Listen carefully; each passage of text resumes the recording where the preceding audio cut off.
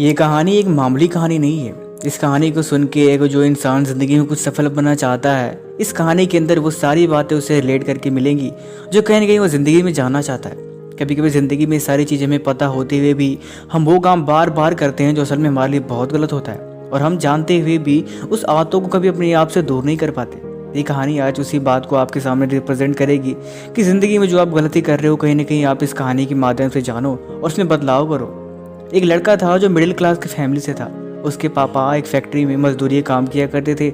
उनकी तनख्वाह मात्र 8,000 रुपये महीने की थी, लेकिन फिर भी वो हमेशा ही चाहते थे कि मेरा बेटा बड़ा होके अपनी ज़िंदगी में कुछ नया अचीवमेंट करे और कुछ नए ऊंचाइयों पे पहुंचे, और हो सके तो वो शायद मुझसे भी बेहतर बने।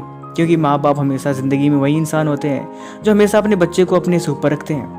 लेकिन वो लड़का उनका ऐसा था कि सारा दिन किल फ़ोन में और फालतू की चीज़ें घूमने फिरने में अपने समय का बर्बादी करता था। उससे अपने पापा से कोई मतलब नहीं था। घर आता, 2-4 बातें सुनता, 2 मिनट के लिए भले उनकी बातों को गौर से सुनता, लेकिन फिर बाहर निकलते ही पापा की बातें कही कि वो दिमाग से अपने भुला देता था और फिर से अपने फ़ोन में, अपने कामों में और अपने मनोरंजन वाले कामों में व्यस्त रहता था।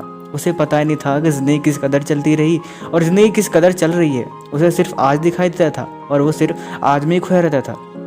उसे नहीं पता कि अगर वो कुछ नहीं करेगा तो ज़िंदगी में क्या चलेगा। ऐसे करते उसका एक दोस्त सोहन जो उसके घर आया और उससे बोला कि चलो कहीं घूमने चलते हैं। वो बोला चलो, मैं तो इसी के लिए तैयार बैठा था कि तुम आओ, मैं तुम्हारे साथ घूमने चलूँ। सोहन उसके घर में गया और उसके घर की हालत देख के वो वहीं पे खड़ा रह गया।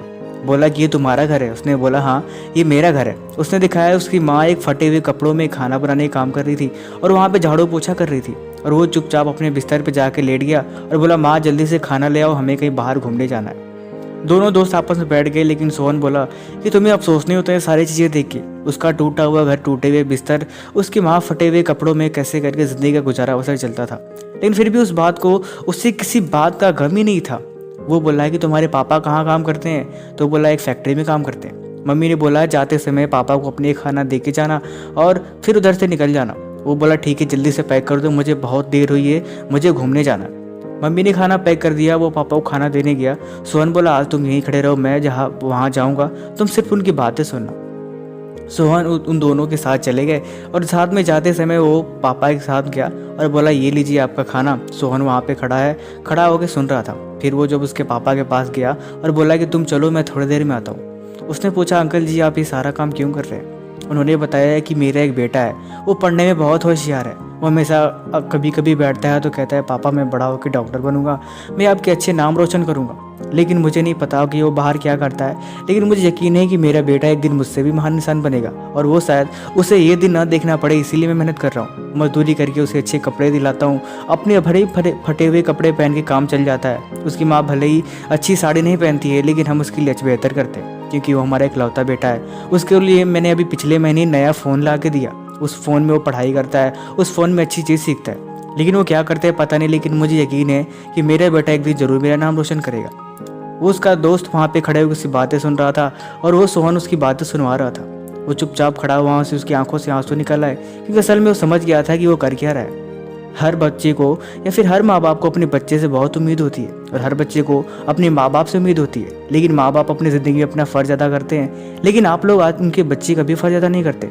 शायद कुछ गिने चुने बच्चे हों जो अपने माँ बाप के लिए कुछ करते हों, जिन्हें समझदारी है, जो जानते हैं कि ज़िंदगी में उनके घर गुजरने से कितने लोगों की उम्मीद है, उनके घर, उनके परिवार, उनके रिश्तेदारों की कितनी उम्मीदें हैं। जो इस बात को समझते हैं वो कभी अपने समय को बर्बाद नहीं करेंगे, लेकिन जो जानते हुए बेवकूफ़ी करते हैं, असल में वो नहीं जानते कि वो कितनी कीमती चीज़ें खो देते हैं। 2 पल के मनोरंजन के लिए उनके साथ उनके रिश्ते, उनके मम्मी पापा, उनकी फैमिली दांव पे लग जाती है, और बाद में वो लोग पछताते हैं कि मैंने कुछ किया ही नहीं। इसलिए समय से पहले पछताने से बेहतर यही है कि समय से पहले उन बातों को जान के उसमें इम्प्लीमेंट करके अपने आप में इम्प्रूवमेंट करें, क्योंकि जो इंसान आज कुछ नहीं किया वो कल कुछ करेगा, इस बात की कोई गारंटी नहीं है। आज आप क्या कर रहे हो यही बात डिसाइड करती है कि आप कल क्या करोगे। इसीलिए आप नहीं जानते कि अगर आप थोड़ा सा मनोरंजन के साथ साथ अगर आप खो गए हो तो ये आपकी सबसे बड़ी भूल है, क्योंकि ज़िंदगी का एक पल, हर एक पल बहुत कीमती होता है। जो आप अभी कर रहे हो वो आप कल भी कर सकते हो, और जो आप कल करने वाले हो वो आज ही शुरुआत कर सकते हो। लेकिन मज़ेदार बात यह है कि आपको हर पल में कुछ बेहतर सीखने की कोशिश करती रहनी चाहिए, क्योंकि आपकी एक कोशिश से पता नहीं कितने लोगों की उम्मीदें हैं, कितने लोग आपसे जुड़े हुए हैं जो जानते हैं कि कल आप ही की वजह से वो बेहतर बन पाएंगे, और आपकी काम की वजह से ही वो शायद अपनी ज़िंदगी में कुछ बेहतर तरीके से जी पाएंगे। इसलिए ज़िंदगी आपकी है, या तो उसे खो दो या फिर उसे बना दो, लेकिन फ़र्क इस बात से नहीं पड़ता कि कौन क्या कहता है। फ़र्क सिर्फ इतना ही पड़ता है कि आप उनकी कही गई बातों को कितना ज़्यादा इंप्लीमेंट करते हो और कितना ज़्यादा उनकी बातों को अपनी ज़िंदगी में उतारते हो, चाहे वो मेरी बातें हों या फिर आपकी फैमिली की बातें हों या फिर आपके किसी पेरेंट की बातें हों। ज़िंदगी में आपको कोई नहीं बदल सकता जब तक कि आप उनकी बातों को गहराई से समझ नहीं पाते, चाहे वो कोई भी इंसान हो। इसीलिए हर पल कीमती है, इसे गंवाना, इसे बर्बाद करना बिल्कुल अच्छी बात नहीं है और समझदार इंसान कभी ऐसा काम नहीं करते। बाकी आपको ये कहानी कैसे लगी, आपने क्या सीखा, कमेंट करके ज़रूर बताएं। और साथ ही साथ आपने हमें इंस्टा पे और टेलीग्राम पे फॉलो नहीं किया तो प्लीज़ फॉलो कर लीजिए, क्योंकि यहाँ पे आपके लिए कुछ बेहतर है जिससे आप ज़िंदगी को और बेहतर बदल सकते हो। क्योंकि जैसा सीखोगे, जैसा जानोगे, जैसा सुनोगे, ज़िंदगी वैसी बनती जाएगी। इसमें किसी का कोई रोल नहीं होता। जो आप सीखोगे, जो कर रहे हो, बस वही आपकी ज़िंदगी है। Thank you so much.